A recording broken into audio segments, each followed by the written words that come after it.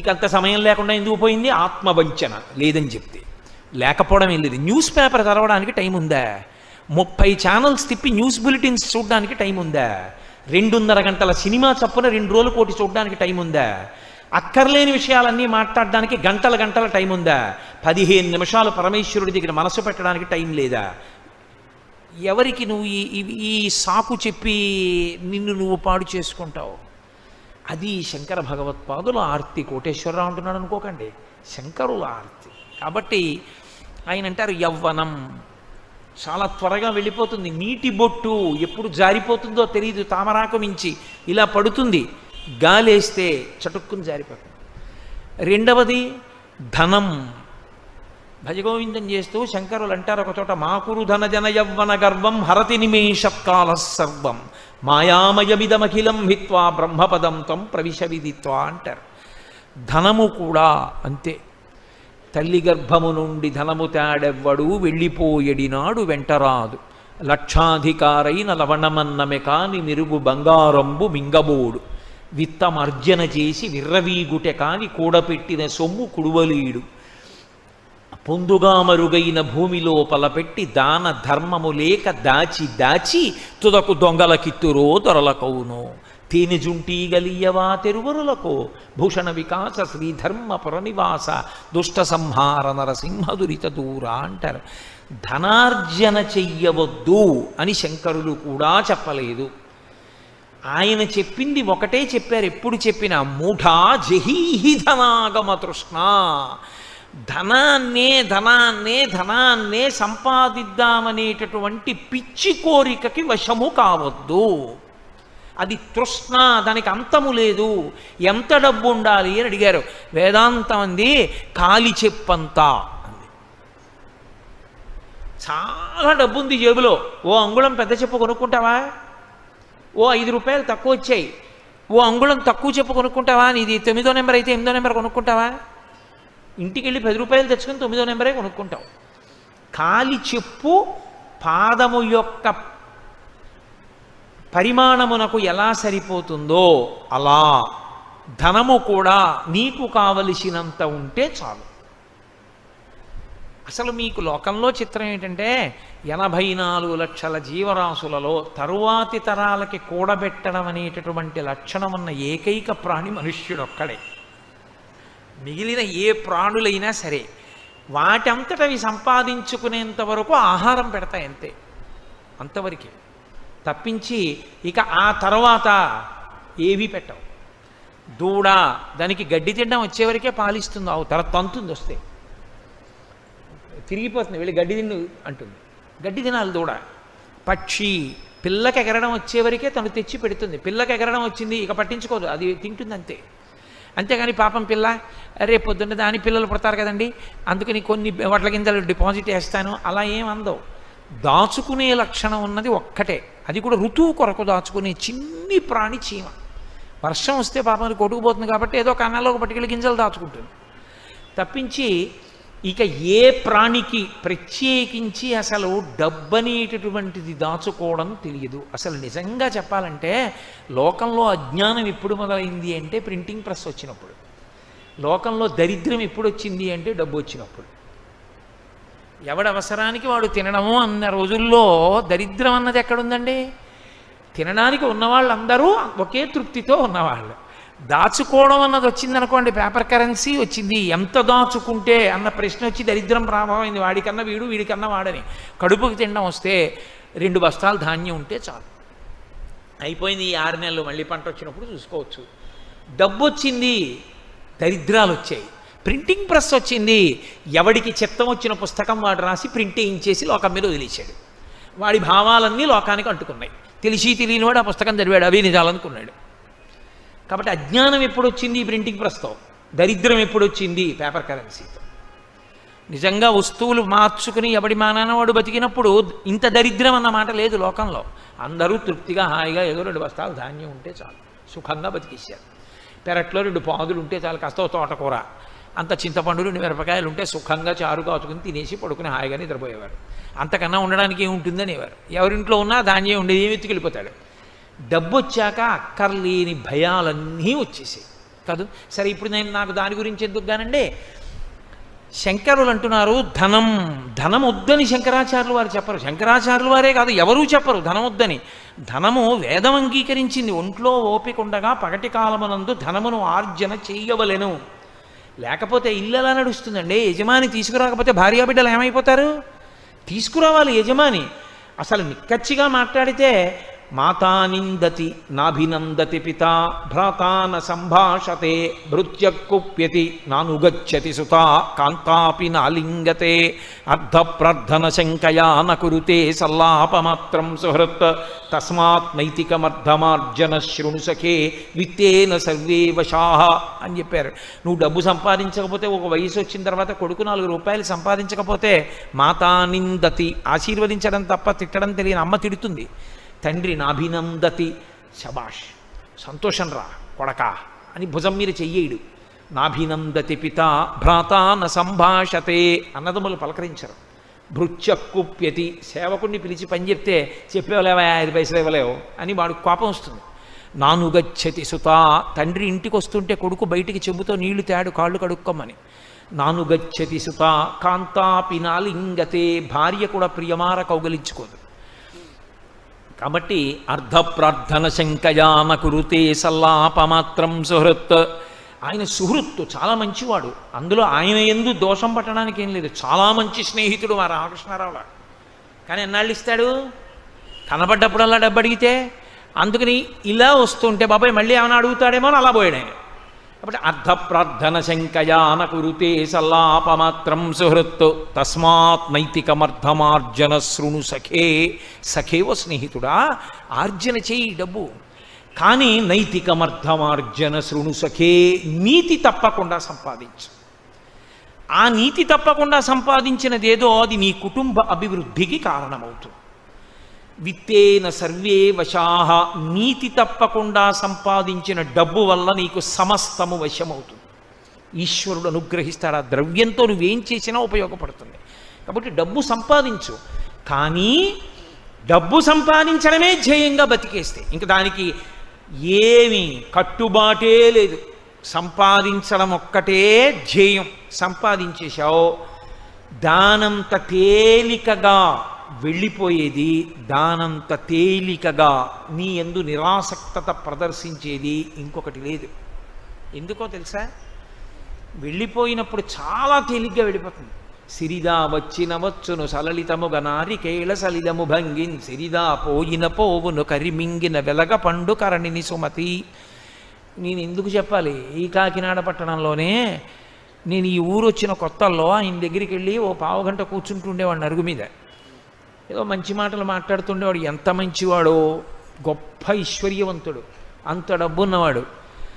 ఏ నాటి చేసుకున్న ప్రారంధ కర్మో నమ్మి ఒక ఆయనకి షూరిటీ పెట్టాడు. ఆయన ఇటు వెళ్ళిపోయాడో తెలియదు. సర్వం నాశనమై ఆయన వెళ్ళిపోయాడు. ఈయనకున్నదంతా తీసేసుకున్నారు. ఆ వార్త విన్నాడు. అంతా జప్తు చేశారు. హాస్పిటల్లో జాయిన్ అయ్యాడు. హార్ట్ అటాక్ వచ్చి చచ్చిపోయాడు. పిల్లలు వీధిన పడిపోయారు. ఉండడానికి ఇల్లు కూడా లేక ఏ ఇంటి ముందు ఆర్తులొచ్చి నిలబడితే అన్నం పెట్టబడిందో ఆ ఇంట పిల్లలు క్రీనీడల యందు తిరిగారు. అంటే తమ యథార్థ రూపాలు కనపడకుండా ఇంటి గోడల క్రీనీడల దగ్గర తిరుగుతూ అన్నం తిన్నటువంటి ఒక కుటుంబం నాకు తెలుసు. తర్వాత తండ్రి చేసిన పుణ్యం ఆ పిల్లలు వృద్ధిలోకి వచ్చారు, అది వేరు మాట అనుకోండి. కానీ ఐశ్వర్యం అనేటటువంటిది ఉండిపోతుందనుకున్నంత వెర్రి ఇంకోట్లేదు. అంత త్వరగా వెళ్ళిపోయేది ఇది అదొక్కటే. పైగా దానికి ఉన్నంత నిరాసక్తత లోకంలో ఇంకెవ్వరికీ ఉండదు. వీడికి ఒంట్లో ఓపికన్నంత కాలము దాని మీదే దృష్టి పెట్టి సంపాదించాడు. ఎక్కడుంటుందండి? తీసుకొచ్చి కట్టలు కట్టి సంపాదించిందంతా కోట్లు ఇంట్లో పెడతాడేంటి? అదేమన్నా పరుప పేర్చి ఉంచడానికి తీసుకెళ్ళి బ్యాంకులో వేయాలి. వేస్తే అది పాస్బుక్లో అంకెల రూపంలో ఉంటుంది. ఈయన చచ్చిపోయాడు, చాపేసి పడుకోబెట్టారు హాల్లో. బ్యాంకులోంచి ఒక్క కట్ట పైకి దూకి, అరే ఎంత జీవితం, ఎంత కష్టపడి సంపాదించావురా మమ్మల్ని అని బీరువాలోంచి ₹1 కానీ ఆయన పరుసులోంచే ఒక ₹10 కాగితం కానీ దూకుతుందా పైకి?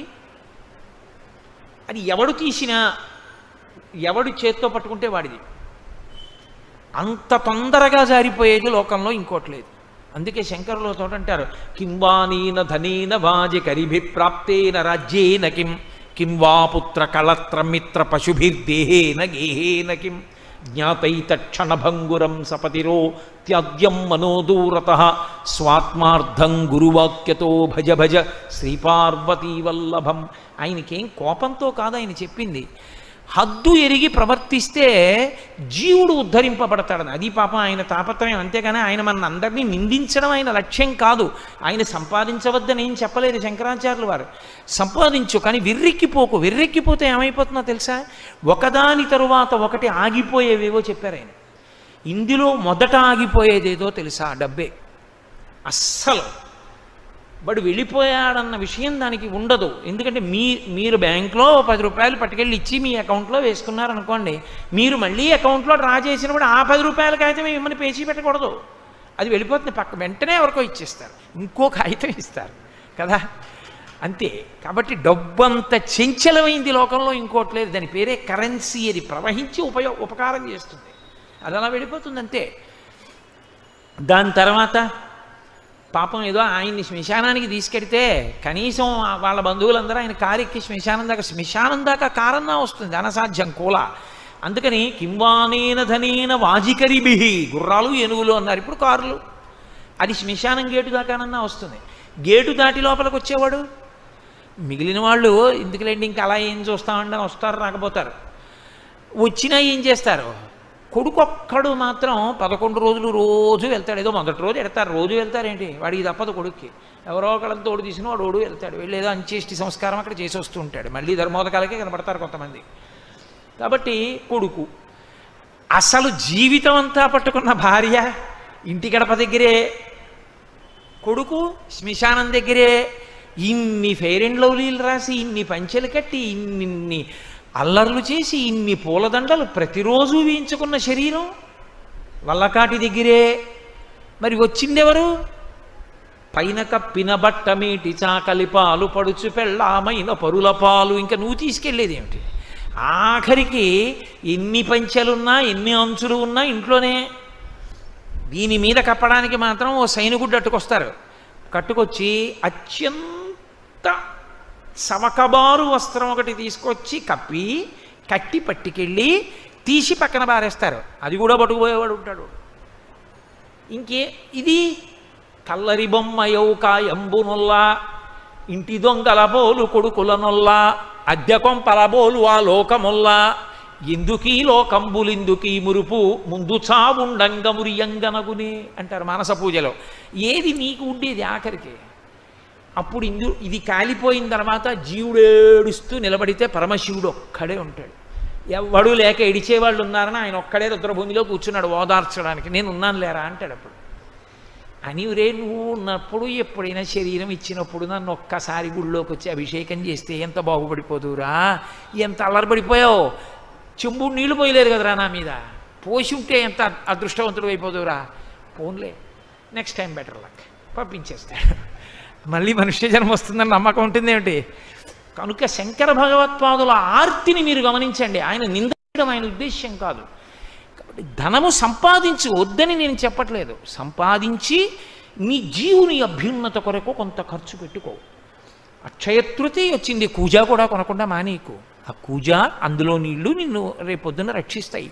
కాబట్టి ఓ కూజ దానం చేసుకో, ఓ పంచల్సాపు దానం చేయి. ఒంట్లో ఓపిక ఉంది కాబట్టి కాస్త గంధం తీ. పరమేశ్వరుడికో ఎవరో పెద్దలకో కాస్త గంధం అలదు నీ చేత్తో. ఓ పుష్పహారం కొని వాళ్ళ మెళ్ళో వేయి. ఒక్క గొడుగు కొని వాళ్ళకి గొడుగు పట్టు. ఉత్తర జన్మల్లో నీకు ఎప్పుడు నీడ దొరుకుతుంది. నువ్వు ఎప్పుడు తప్తమైపోవలసిన స్థితి నీకు రాదు. హాయిగా చల్లగా కూర్చోగలుగుతావు. ఒక్కసారి గొడుగు పడితే అక్షయమై పట్టుకుంటుంది నిన్ను. ఒక్క చెప్పులు జతి కాళ్ళు మాడిపోతూ పరుగులెత్తవలసిన అవసరం నీకుండదు. హాయిగా ఎండలో నిలబడినా కాళ్ళు కాలకుండా నిలబడేటట్టుగా రక్షింపబడతావు. కాబట్టి పరమేశ్వరుడు నీకున్న దానిలో చేసి తరించు తప్ప దాచేస్తే ఏమొచ్చింది.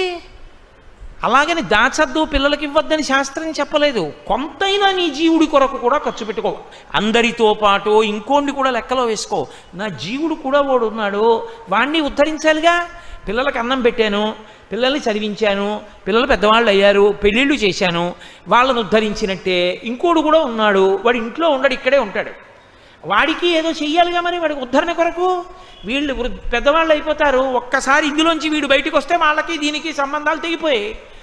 మరి వీడి కోసం వీడు మళ్ళీ ఇంకో శరీరంలోకి వెళ్ళినప్పుడు పట్టుకెళ్ళడానికి కొంత పుణ్యం నేను సర్దాలి కదా. అది వాడి కొరకు కూడా కొంచెం చెయ్యి. ఎక్కడో అక్కడ తెచ్చి వాళ్ళకి పెడుతున్నావా? ఉన్న దాంట్లోనే నిన్ను కోట్లే ఖర్చు పెట్టని చెప్పలేదు శాస్త్రం. పావలా కాసు ఖర్చు పెట్టావు, ఖర్చు పెట్టలేవా? బెంగ పెట్టుకోకు. అలా వెళ్ళిపోతున్న వాడికి కాసిన మంచినీళ్ళు అవి కూడా ఇవ్వలేవా? బెంగ పెట్టుకోకు. పెద్దలకి కాళ్ళు పట్టు, అది కూడా చేయవా? పెద్ద ఆయనకి కుర్చీ ఇచ్చి నువ్వు కింద కూర్చో, అది కూడా చేయవా?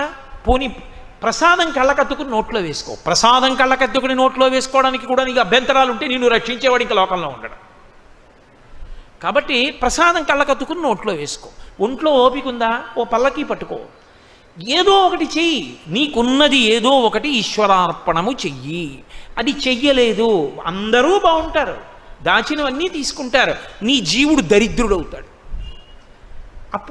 ఏం చేస్తావు? అప్పుడేం చేయడానికి ఉండదు ఓసారి జారిపోయాక. కాబట్టి చేసుకో, ధనమును ఉపయోగించు. లేకపోతే ఆ ధనము నీతో వచ్చేది కాదు, చించలము ఆగిపోతుంది. జన్మజన్మాంతరములు నీ వెంట వచ్చేది కాదు. ఇంకా కొడుకు సత్పురుషుడైతే నిన్ను ఉద్ధరించగలడు. కొడుకు గొప్ప సత్పురుషుడు అనుకోండి, మహానుభావుడు కొడుకు అనుకోండి. కొడుకో మనవడో మునిమనవడో 3 తరాలు కదా ఉంచుతారు తద్దినం పెట్టడానికి. ఒక మహానుభావుడు నీ వంశంలో పుట్టాడు, పరమభాగవతోత్తముడు. అటువంటి వాడు పుట్టి పరమేశ్వరుణ్ణి విశేషమైన భక్తితో బతికున్నన్నాళ్ళు ఆరాధన చేశాడు, ఆయన నమ్ముకుని బతికాడు. అలాంటి వాడు నీ వంశంలో 3 తరాల్లో పుట్టాడు కాబట్టి నిన్ను విడుదల చేస్తాడు. ఆ కొడుక్కి నువ్వు ఇదే నేర్పితే, అందుకే ధర్మం చేసేటప్పుడు కొడుకుని పక్కన పెట్టుకోమంటారు. నువ్వు వాడికి నేర్పింది లేదు, అసలు నువ్వు వాడికి ఉపనయనమే చేయలేదు. లోకంలో నువ్వు తినేయడానికి ఖర్చు పెట్టడానికి డబ్బు బాగుంది, కొడుక్కి ఉపనయనం ఇప్పుడు ఎందుకండి? వాడికి పెళ్లికి ముందు ఉపనయనం, వాడికి పెళ్లికి ముందు ఉపనయనం, ఉత్తరాయణం లేకపోతే దక్షిణాయనంలో ఉపనయనం. ఇలా ఉపనయనం చేసుకుని మర్నాడు వాడికి పెళ్ళి. ఇంకా వాడు ఎప్పుడు చేస్తాడు సంధ్యావందనం గాయత్రి? నువ్వే పాడు చేసేసింది.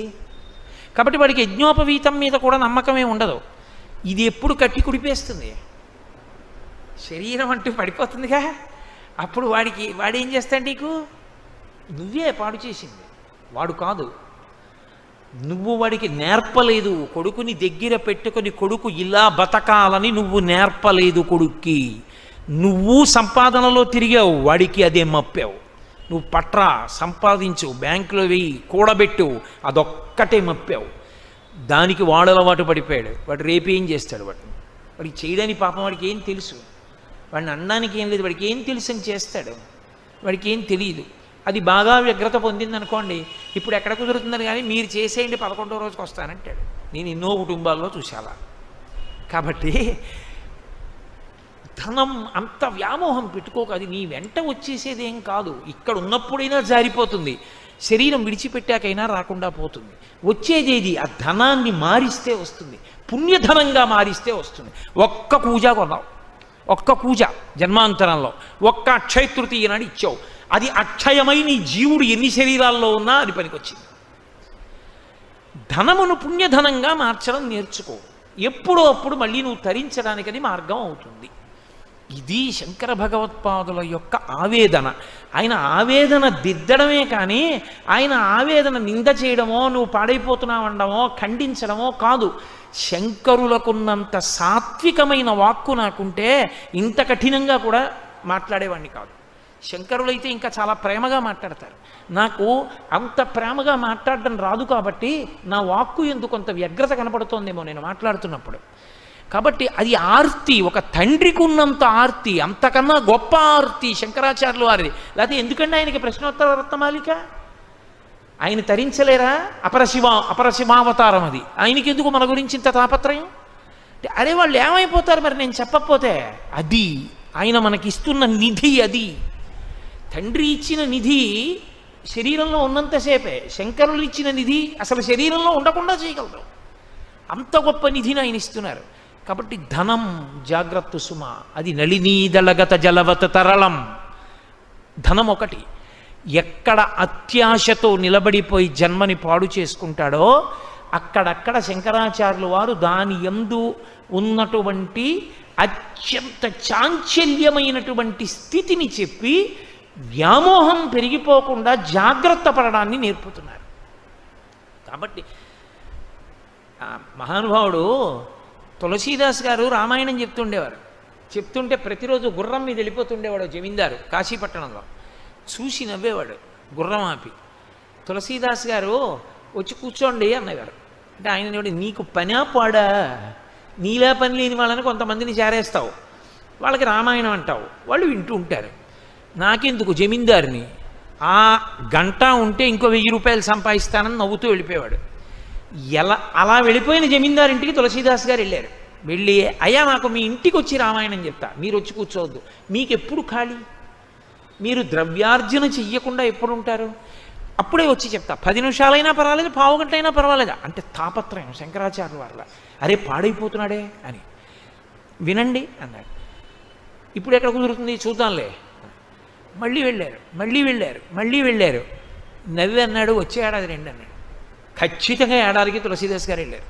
ఇప్పుడు ఎక్కడ కుదురుతుంది, వచ్చే ఏడాది రండి అన్నాడు. అలా 6-7 మార్లు తిప్పాడు. వెళ్ళారు పాపం తులసీదాస్ గారు. ఆ పై ఏడాది వెళ్ళారు.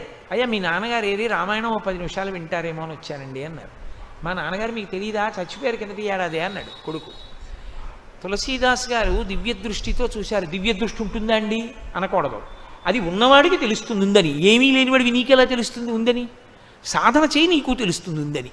అన్నం తింటే తెలుస్తుంది ఆకలి తీరుతుందని. తపస్సు చేస్తే దివ్య దృష్టి ఉంటుంది. అంతేగాని వాడికి ఉంటే నువ్వు చేయకుండా అది ఉంటుందా అండి అంటే ఉంటుంది. నువ్వు చేయి తెలుస్తుంది నీకు.